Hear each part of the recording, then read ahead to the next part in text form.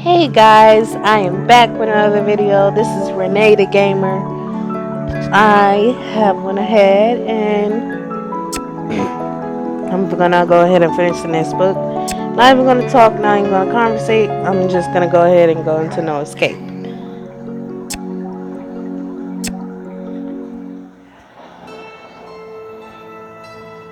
In a moment of fear for our lives, I thought it was fire.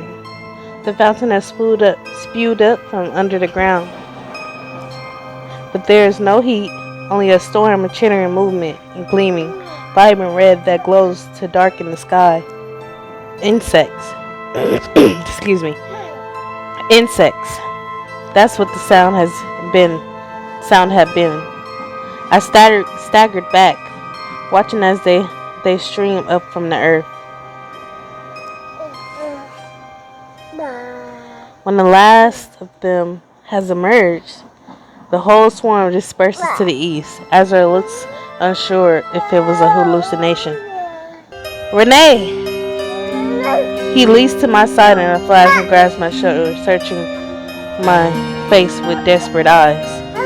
He must find what he's looking for. He exhales deeply and sweeps me into his arms.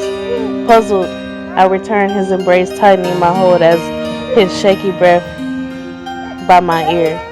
I almost missed the grasp of the crowd. I'm sorry, my daughter is leaning on my chest, y'all. I don't believe it. Magicians! The spring! The spring. His gaze drops to her feet. They're already soaked. The spring is bubbling up beneath us. We stumble out of the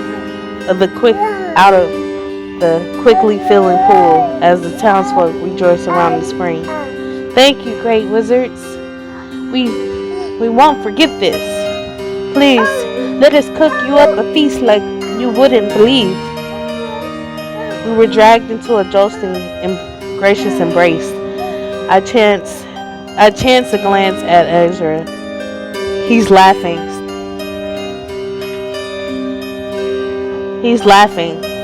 Happiness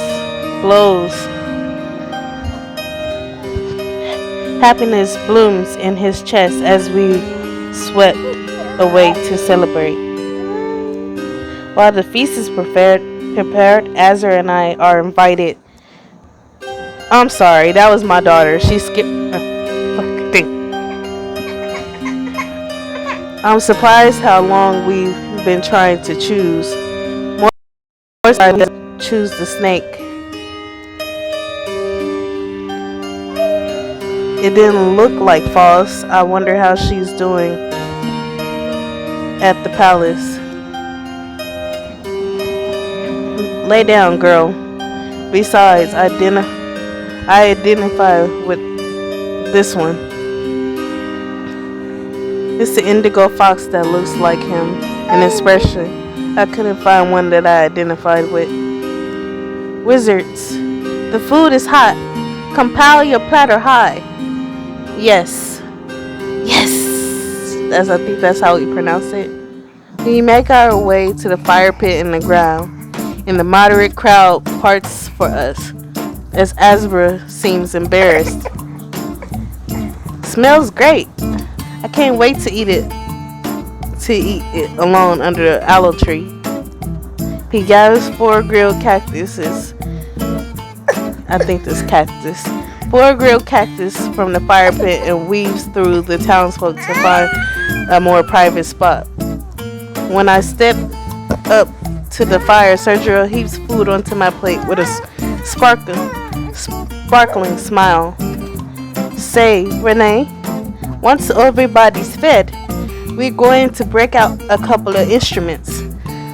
Do you like to dance like your companion? I feasted with Asra before. He can dance all night. He can? I had no idea. He's never danced with me before. I cast a glance at him over there under the tree.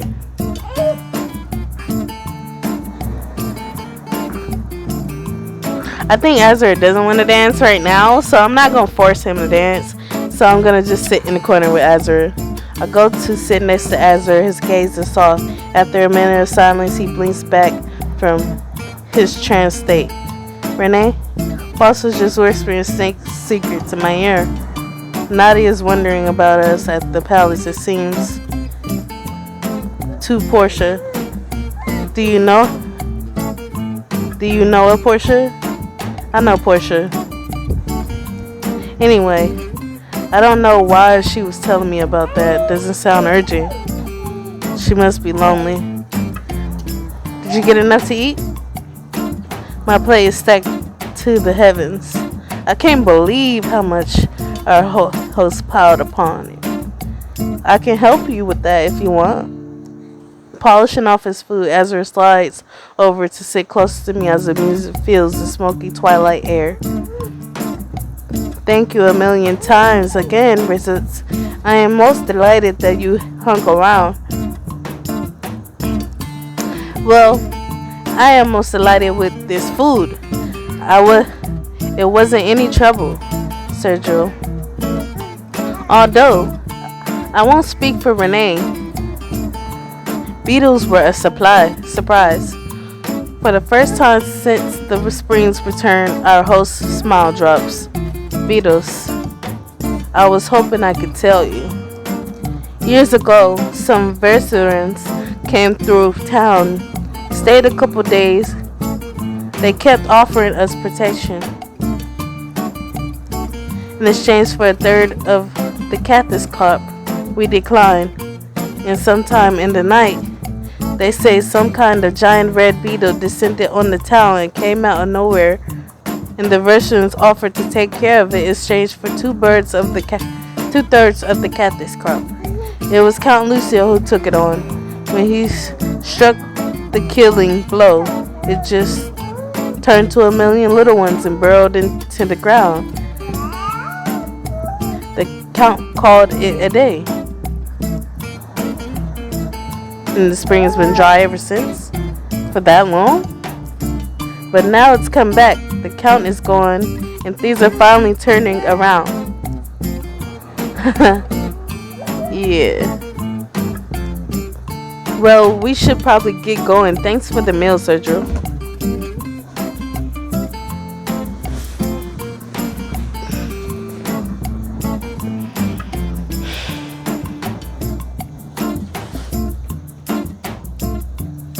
Our goodbyes are rushed as we slip away relatively unnoticed. To my surprise, the beast is waiting for us outside. Brooding in silence, Azra helps me up onto its back, and we gallop off into the sunset. We return to the suckling house. The beast gives a thirsty groan, swishing its tail. Water.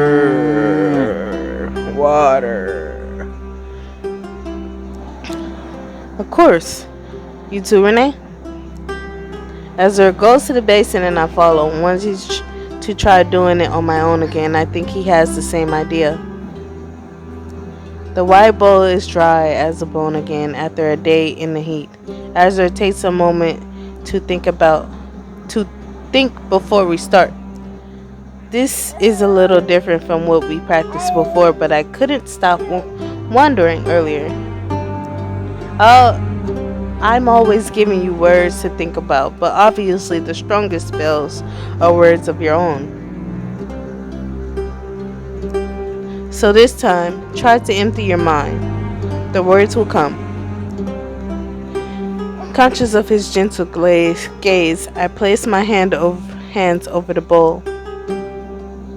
I let my eyes slip closed and become aware of my other senses one by one.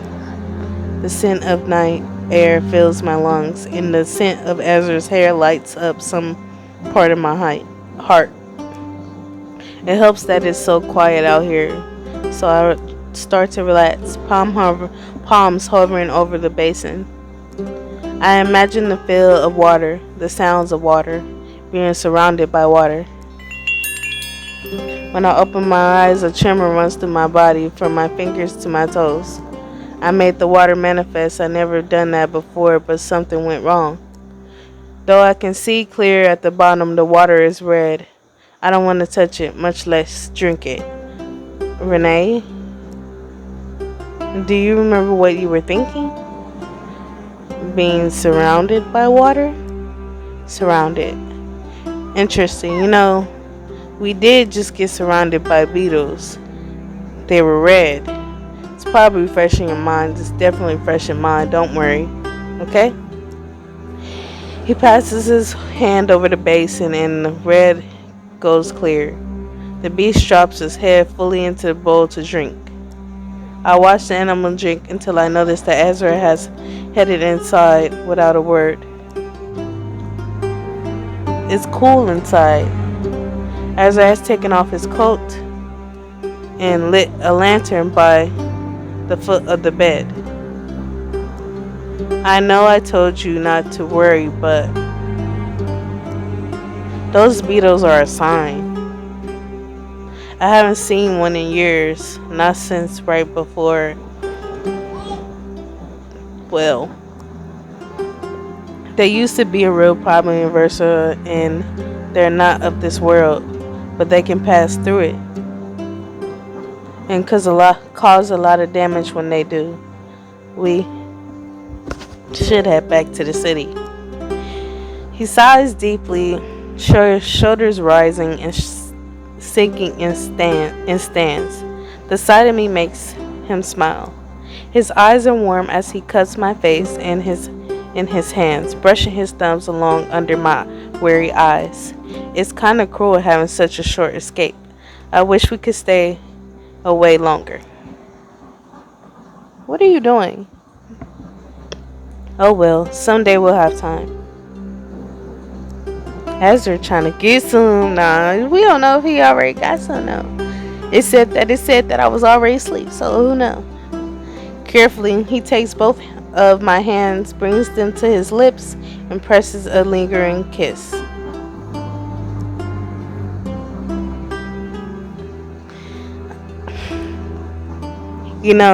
If you guys actually want me to do these again, I'm willing to. If you guys would like me to stream these, I can stream them and then you guys can see me cash out. No, I'm just kidding. I'm so funny. I make the weirdest jokes though. Weird humor. I wish I had 150. I only have 145. But at the end of the day though, I don't know how to get more coins. Yeah, I gotta buy them.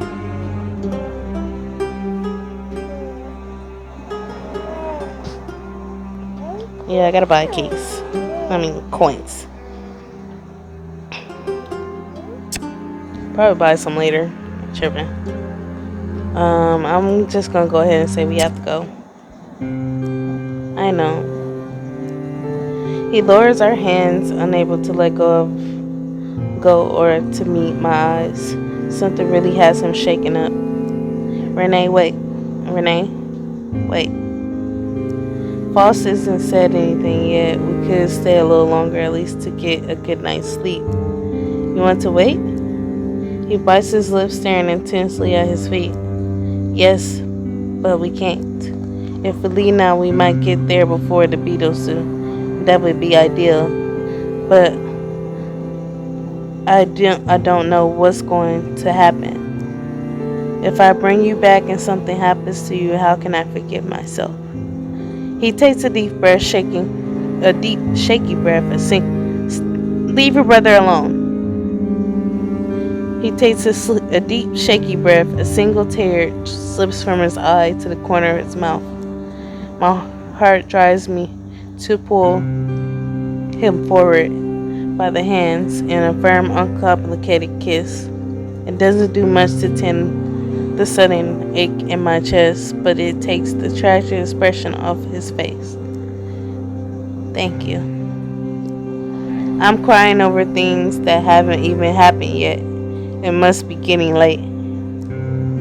Guess we should go and wake the beast. The beast is curled up in a familiar way on top of a low hill nearby when Asra and I go to wake it. sorry to do this again so soon. No trouble. I won't run. I don't need Asra's help to get on this time, but I take his hand. Nothing less. The temperature has dropped, but his touch is just warm. Stop! No, you're getting flicked in the face. Hold on tight. I'm sorry, y'all. Like, my daughter keep pressing on the damn screen, so it keep jumping. Racing against the wind, we race across the desert the way we came, back to Versa.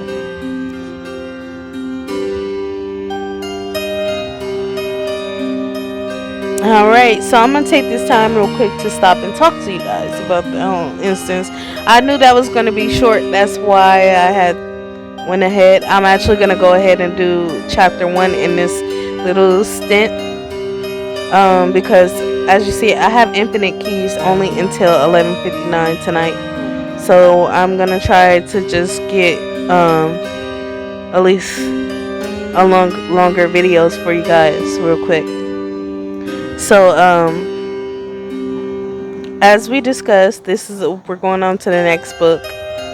We're gonna start the next chapter, but as you see, that one was mostly fairly quickly, only because of the issue with the Beatles.